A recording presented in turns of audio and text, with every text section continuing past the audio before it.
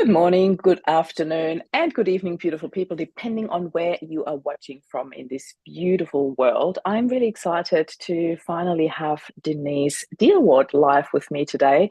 We had a bit of rescheduling happening for personal reasons. We might get into that, we might not, we'll see. But first of all, Denise, welcome. I'm so grateful to have you here today. Would you do me the honor and introduce yourself to our audience, please? Yeah, hi. Thank you so much for having me on. Obviously, I'm Denise Dielwart, and I'm a widow. I lost my husband in 2009 and started my healing journey and my growing journey. And yeah, that's who I am. So I'm really looking forward to getting into that and sharing with you Yeah, and just talking about loss and grief. yeah. Well, you went straight to the point. We are both widows, and this is basically what connected us. And I loved your positive attitude, your attitude towards healing and growth in particular. That's really what brought us here together on this beautiful podcast. I'm blowing my own trumpet here, just realized. But anyway, I really find it so important that we do unsilence grief, that we do have these conversations, that we talk straight from our heart, how we actually Mm. came from grief to growth, I actually want to say. So you've got such a beautiful and heartwarming story. Would you mind sharing a little bit about that, how it all started, the death of your husband? You can share as much or as little as you want about that, Denise. Absolutely. I was only 51. I was young, Mm, like you were. When he passed away, he was only 55. He mm, basically went to work and he didn't come home. He died of a blood clot. mm. He collapsed at work and was rushed to the hospital. We were living in regional Queensland Yeah. and in Rockhampton, and the nearest hospital was Brisbane Hospital, so he had to be flown down to Brisbane.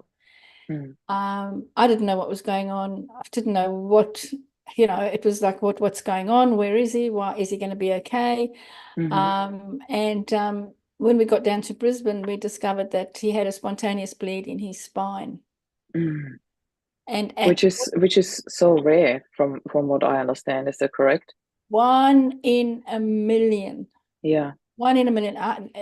When he got down, the Royal Flying Doctor is an amazing service. When they were waiting Mm, for him on the tarmac, everybody was there. yeah.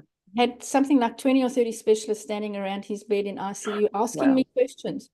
Did he do Mm, this? Did he do that? How did he? No, no, no, no, no. yeah. Um, and because the only way that our spine bleeds is if we have a lumbar puncture that goes wrong or an Hmm. epidural because it's encased. Yeah. Yeah. So it's 1 in a million.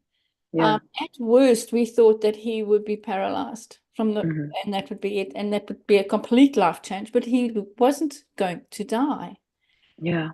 And then 2 weeks later, after being on the ward, he was starting to walk again. He was learning he used to always joke and say, "I'm walking the poles today," you know. Yeah. And he suddenly died of a blood clot. I got a call. I saw him on the Sunday. I got a call on the Monday to say, "Your husband's died." This is so unexpected. I'm so sorry, but let me just rewind here for a little bit because there's a lot to take in. First of all, when you received this first call that your husband collapsed at work, where were you at the moment, and how did you then get down to Brisbane? I was at home. I was a bookkeeper in my previous life, and I was getting My prepared. previous life. Mm. Yeah, I I was, say the same thing. yeah, Yeah, and I was I worked from home, so I was a bookkeeper, BAS agent to clients. I was getting ready to go and see a client, yeah. and I was walking out the door, and it was just walking out the door, I had keys in my hand, and I had my briefcase and my laptop and everything, very corporate. Mm. Mm. And I got a call from him to say, phone the ambulance. I've collapsed on the side of the So road. he called you. Wow. Yeah, Okay. he called. Yeah. So I couldn't get to him because quick enough. So my daughter was Mm. closer to where he collapsed. So I sent her there. And by the time she got Yeah. there, the ambulance was there and took him to Rocky Base. And that's where they actually discovered that he had a spontaneous bleed in his spine. I just wanted to say how lucky that they discovered that, but the outcome obviously was not as lucky as we were all hoping for. Yeah. So, how did you then get down to Brisbane? Had He to was catch, flown down to yeah, Brisbane. had to catch a commercial flight. So Yeah. it was a case of Ah, getting home, yeah. booking a flight for my daughter and I, not Yeah. knowing, because they were just rushing him down there to operate because they had to Yeah. release pressure. Yeah. Um, when we got there, he was in ICU. He had been operated, and that's where I was met by all these specialists asking Yeah. me questions. Yeah. And then I was told, look, he's out of the woods. At worst, he'll be paralyzed. We don't know why. We don't, because of the pressure on the spine. We can't say anything. Yeah. On the second day of him being in ICU, he actually moved his big toe. Mm. And my Awesome. daughter and I were just like, yeah, he's going to be okay. Yeah. Yeah. And he was on all the blood thinning stuff. He was on all the medications, and yet he still died of a blood clot. Yeah. That's And incredible. I can't even begin to imagine because, my story, Rob collapsed and died. That yeah, was it. There was no pre-warning. There was no prolonged. There was no hope in between. So I can't even begin to imagine what you would have gone through on an emotional basis, this wave that you've been riding, the shock and then the hope and then the next shock. What happened after that so finite phone call? because we lived regional, Yeah. and he was in Brisbane. Mm. It's an 8-hour drive Yeah. away. So I couldn't, plus I had my business that I had to keep running. Mm. He had his business, he was an auto electrician. So Martin, I had to let all his clients know that he's in hospital and sort of put that on hold. I had Yeah. stuff to do, you Yeah. can't just stop your I do life. know. Yeah. So Absolutely. I was driving up and down to him like every weekend. And All right. I saw him on the Sunday night, and we chatted. And on the Monday night, he gave me a call. He said, "Oh, I've just been for tests. I've had my heart's okay, my lungs okay, da da da da da. All the tests came Mm. perfect." And he was a Home and Away fan. He Mm. loved Home and Away. And he wanted me to watch Home and Away for him. So every night he used to call Oh, after Home and Away give me so an I could update. What's happening? tell him what happened in Home and Away. So we did that, and Happy so. said goodbye, love you, see you, speak to you tomorrow. And then at Mm. 11 o'clock that night, on the Monday night, I got a call from the hospital to say that, and it was such a cold call. It wasn't Mm. it was just like, hi, is that Denise Dielwart? And I said, yep. He said, oh, this is the Royal Brisbane Hospital system. This is what I can recall. I mean, I went into complete la la land. Yeah, And of they course. just said, can you hold for the doctor, please? Hmm. So, I just sort of woken up and I was, yeah, okay, hold for the doctor. And she came on and she said to me, I just want to let you know that Martin's not okay. And I said, That's what do how you, she. yeah. Okay, yeah. I said, what do you mean he's not okay? And she said, um, well, he passed away. I'm just gobsmacked. I'm And really gobsmacked with the wording, I have to say. that was, she said, and I just went into, I said, what do you mean? What do you mean? I went complete Absolute shock. Yeah, numb shock. yeah, And I said, what do you mean he's not okay? Is he, I couldn't, in that moment, our brain just doesn't compute. It's like, what? yeah. I've just been speaking to him a couple of hours before. It is so surreal. It is Absolutely surreal. Yeah, absolutely surreal. And then after I sort of gathered myself and I screamed, and I have never screamed. Thank goodness I was on 8 acres at the time because I didn't have neighbors to yeah, come and run in. Oh, you're yeah, okay. Um, I then had to phone my children because the adult kids at this stage moved out yeah, and say, hey, by this time it's 1 o'clock in the morning. I'm trying to wake them up out of sleep to let them know that their dad has just passed away. How many children do you have? Three children. I've now got 9 grandsons. Wow. Got 3 3/4 great grand. 3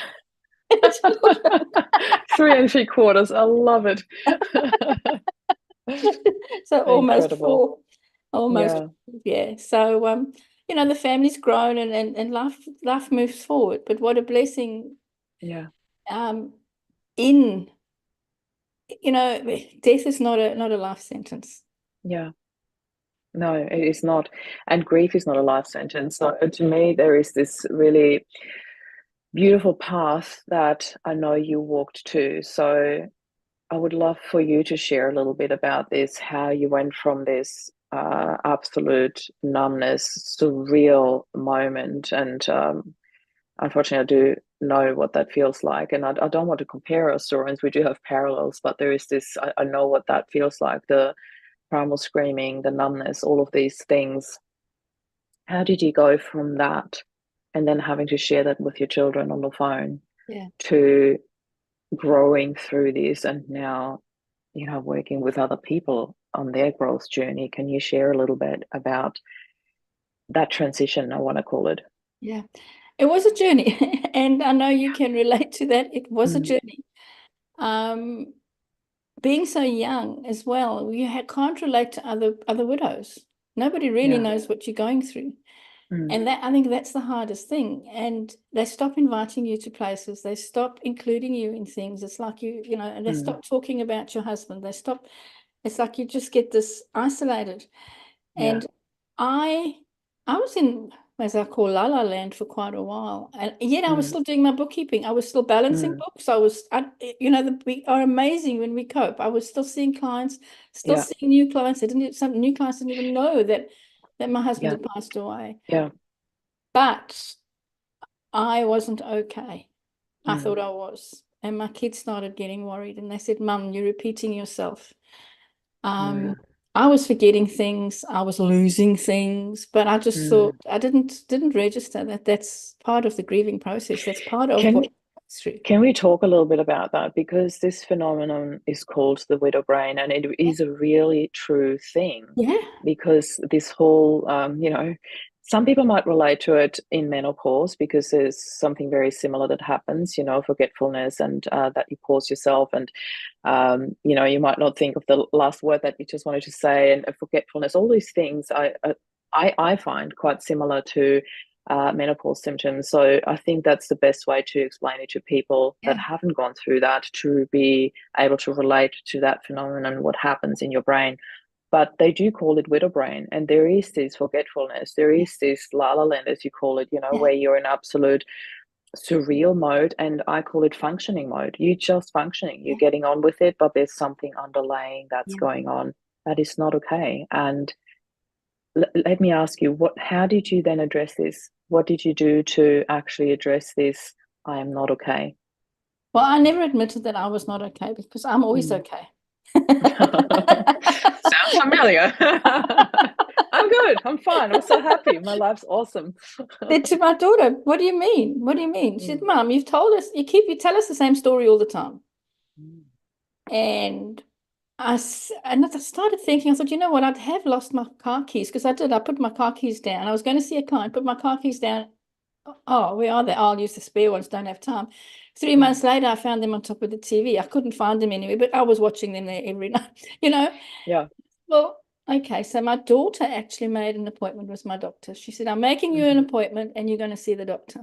So, Mm. okay, I'll please her. I'm fine. There's nothing wrong with me. I'm coping. Bless her. And that's how my journey started. So Mm. saw the doctor who straight away wanted to put me on antidepressants. And I said, no, no, no, no, No. no, no, no, no. Oh, Do that. But I thanked grief, her. Marie. I took the script and didn't Yeah. ever fulfill it. I just said thank you. Um, and then she sent me to a psychologist. She said, Hmm. you've got to go and speak to somebody now. Hmm. I'd never been for counseling or anything like that before. Hmm. But let me say, prior to that, I'd been on the personal development track for years, for like Hmm. 10, 15 years before that. Yeah. And I had never been for therapy, or counseling or anything. I thought, well, look, I know Mm. that's why I knew I was okay. I'm coping. I got Yeah. this. I know how to. Anyway, saw the psychologist and I was seeing her every week and Hmm. for about 6 months, hoping that next week was going to be better. Yeah. And I asked her one day after about 6 months, I said, when am I going to start feeling better? I said, I feel great when I'm talking to you, but by the time I get in the Yeah. car, get home, I'm a mess. Mm. And she said to me, bless her, her training, Denise, you've just lost your husband. It's only been 6 months. She said, this is going to take time. You're only in the beginning stages of your 5 stages of grief. Yeah. It's going to take you at least 5 to 7 years. Mm. And that was my switch when I knew, hang on. I used some choice 4-letter words on the way home to my steering wheel. That I wasn't going to stay like this. This is not what Martin would want. I need to move on. I need to move forward. I love what you just said.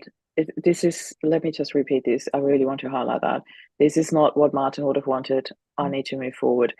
And for me, there is this, I want to move forward. I got into this space where I just wanted happiness for the boys. And that's what I promised, Rob. You know, if something was Yes. to ever happen to us, to either of us, the other one would really do their utmost best to create a happy life. So what puzzles me are two things here, and I'd like to maybe briefly discuss it with you as well. The two things that stood out for me is, first of all, and I say that as a very collective, when you work in the healing space, no matter if you're a coach, if you're a healer, if you're a psychologist, a psychiatrist, we can't ever give our clients this is the time frame, this is how long it will take. We cannot do this because everybody needs to do this in their own time. For some people, it's weeks or months. For other people, it is decades. We cannot dictate how long it will take. So that to me is an absolute no-go. Whoever is listening to this, please do not ever tell people a time frame. You know, how long is a piece of string? We cannot say this. And the other thing is the 5 stages of grief. Oh, yes. Beautiful, beautiful Dr. Elizabeth Kubler-Ross, who wrote the 5 stages of grief, never Bless her. intended that, bless her, never intended that to be for grief. It was actually for terminally ill people. Right. And yet she's been misinterpreted all her life. And she actually spoke about that herself, that was not her intention. There is no 5 stages of grief. She wrote these stages for terminally ill people. It makes sense when you think about it. The denial, the bargaining, the anger, all these stages that are supposedly for grief. I never felt any of them when Rob passed. I had no anger. I had no denial. Yes, there was shock, absolutely, but that to me is just a very, very normal thing. It's not like a stage that you go But through I because think, you're grieving. When you receive news like that, you'll be in shock no matter what the news yeah. are, you know. So anyway, I'd love to hear your opinion on that. What are your experiences with the telling a time frame and the 5 stages of grief that I always put under big Yeah, quotation I marks? do too. It is absolutely my pet hate. It is my Yeah. pet hate. You Mm, see, the 5 stages of grief, because back in the 60s, now remember that Elizabeth Kubler-Ross did this back in the 1960s. There mm, was no gold standard for grief. yeah. Everybody adopted that, and they still are. And Yeah. like I can say to anybody, please, grief is, as I say, higgledy-piggledy. It's all over the place. You can't Mm, linearly go through grief. yeah. And it keeps people stuck because they not have, they say, well, I didn't feel Yeah. that. I missed. Mm, Did I do something wrong? mm, hmm. But we all grieve in I our own, agree.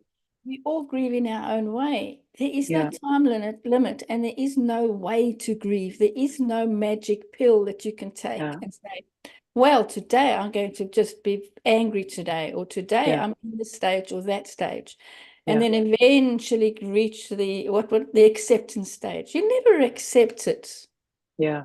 We never accept. When I say we never accept it, we live with the grief and the loss all our lives, but we Mm. don't live with the pain. I love that you say that because I think we have a very similar view of that, maybe just different wording. Because to me, I always say, because people have this, oh, grief will stay with you forever, and I always say I don't agree with that. Yes, the fact that my husband died will always be true. Absolutely, I cannot change that fact. Have I accepted the fact that he's not here anymore? Yes, I do live with that on a daily basis. Am I doing great with that nowadays? Yes, 99% of the time, or let's just say mostly. And the other thing is, to me, I use different wording around that. Grief will stay with you forever. I don't like that. I usually say to people, I treat grief like a visitor. Every Mm. now and then she knocks on the door, and when I can, I make time for her. I sit with her, I cry with her, or I just listen to the message that she's got to bring. And then I make very clear that she's not a permanent resident in my house. I bid her farewell, I thank her for the messages, and I treat her with utmost respect.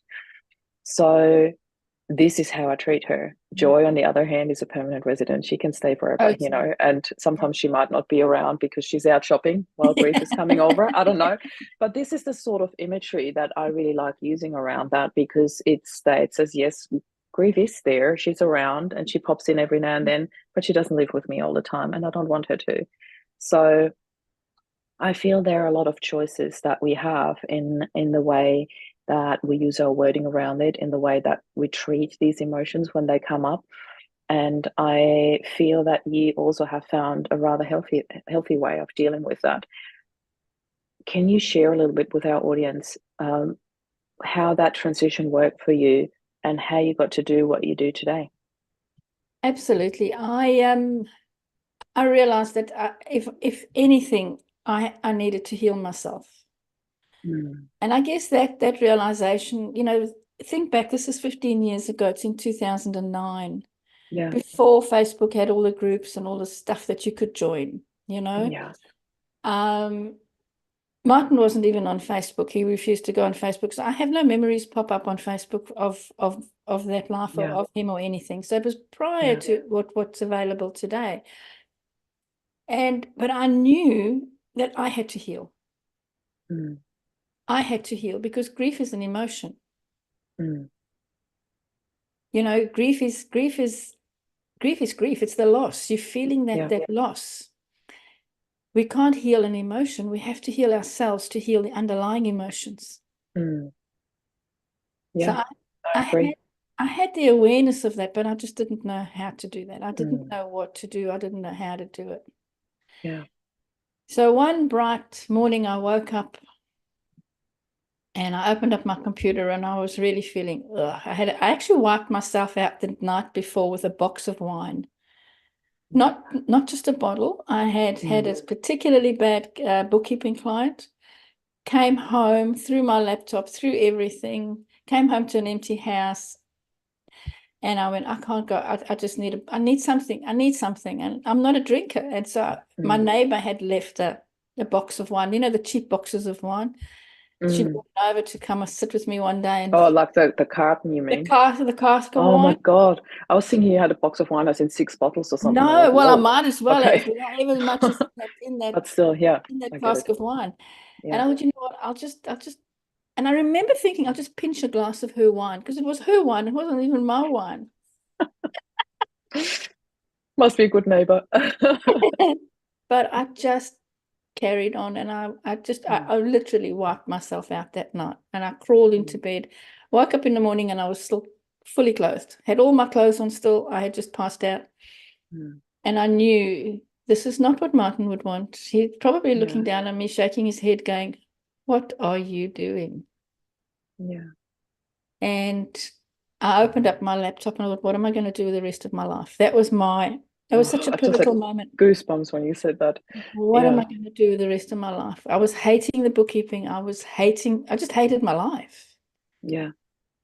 And I thought, I know, I'll become a life coach. Mm, And I still say that was given to me.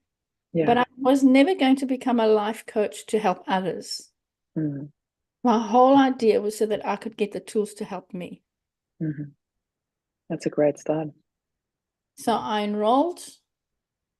I started learning about life coaching, Hmm. got my certificate, did the NLP, did the Hmm. as you do your journey. Hmm.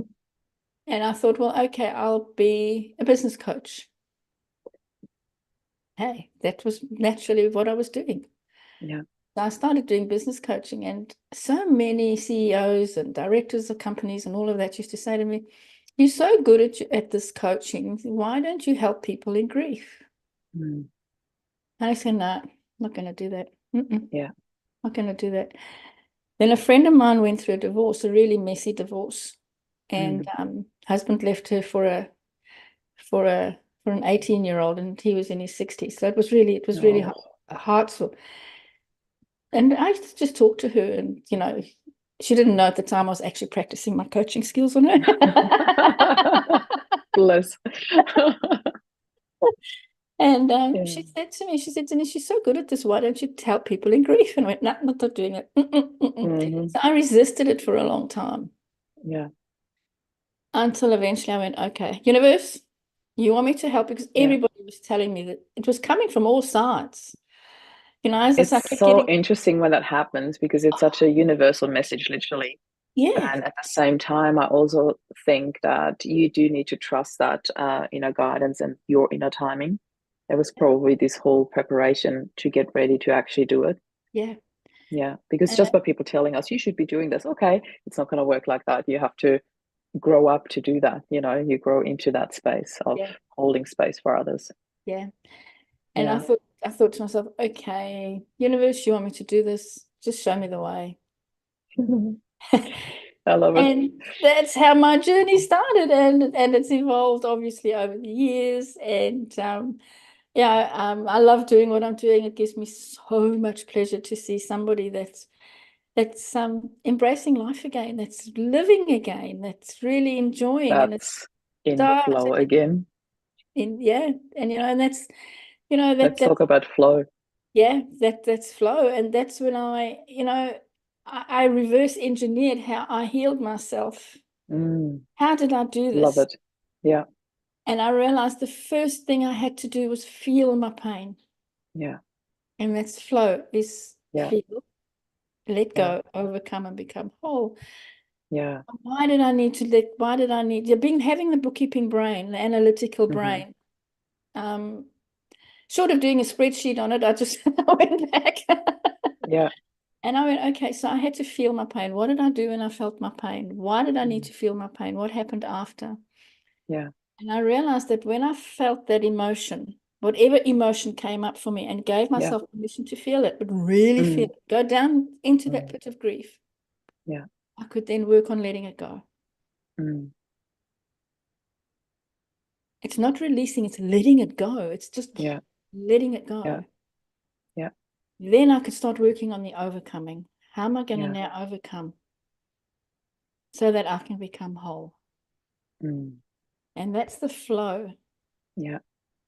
So it's a method where it's a simple method. Sounds so simple, but we get into the nitty gritty of Yeah. what It's are you? simple but not easy. Yeah. Yes, Yeah. exactly.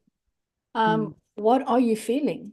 Oh, I'm crying. mm, Okay, what is beneath that crying? yeah. What are you feeling? I'm feeling sad.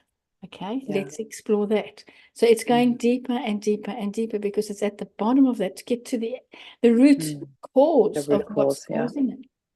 Yeah.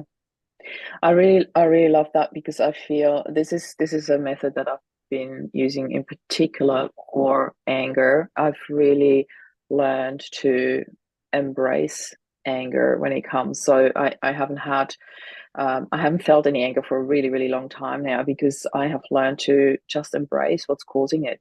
So I think once we start going deeper and we really look at the root cause of any emotion, really, but anger was such a strong one. And a lot of people in the space of grief have been dealing with anger. They came face to face with it at some particular stage.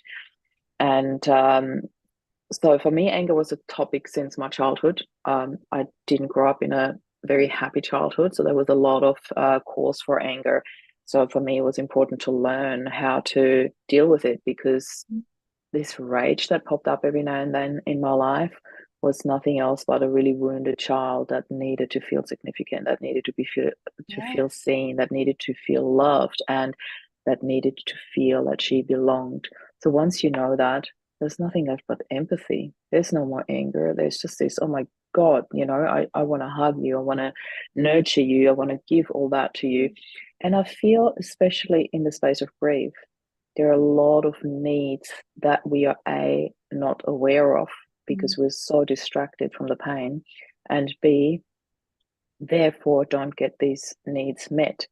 So I love when you say, in your method, in your flow method, that the first step is really sitting with that feeling, Yeah. because to me, that gives it the space to actually be acknowledged and to be able to feel safe enough to look what's causing it.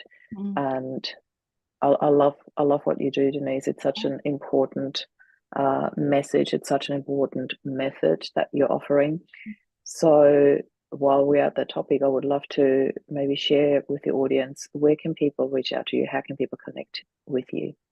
The easiest way is through my website, which is flowgriefacademy.com. Mm, beautiful. All the links are Well, there. The links to my, I've got a membership, but it's all on the website. yeah, So it's the one-stop shop. Everything's there. perfect. I will make sure that we share those links in the show notes, whatever links you want to share, but definitely the website will be there. And if you could wrap up our conversation here with, if people could at least take this one thing away with them, just this one thing, what would that be for you? What would you like people to take into their hearts? Take into your heart to put yourself first, Mm, to give yeah. yourself permission to Mm, feel, to sit with the pain, to know that what you're going through is normal. yeah. Don't put any expectations on I should, I could have, maybes. Stop Mm, asking the questions because that creates guilt. hmm. So just be, just be in Yeah. the moment. I love that. Be in the moment. That's a really, yeah, I think that's a really helpful tool, because the pain is only felt in the past or in the future, the fear of the future. So being in the moment is really, I think, the only and best way to cope with this vehemence of waves of emotions that are coming through. Yeah. Denise, I cannot thank you enough for being here. I'm really, really grateful that we had this conversation. Thank you so much for sharing your journey, your story with us here today. And I will make sure that we share wherever people can reach you. And I wish you a really beautiful day. Thank you for being here. And thank you for giving me the opportunity to share. Yeah. Awesome. Thank you. So, beautiful people, anyone watching this, when you get value out of these conversations, I really urge you to please subscribe to our YouTube channel. Hit the subscribe button so you get the notifications for our weekly Unsilence Grief sessions and conversations. And if you think of anybody you want to share this with, whoever popped up in your mind is probably the perfect person to do so. So please go ahead, share the love. And Denise, thank you so much for being here. This is Denise and Marie signing off.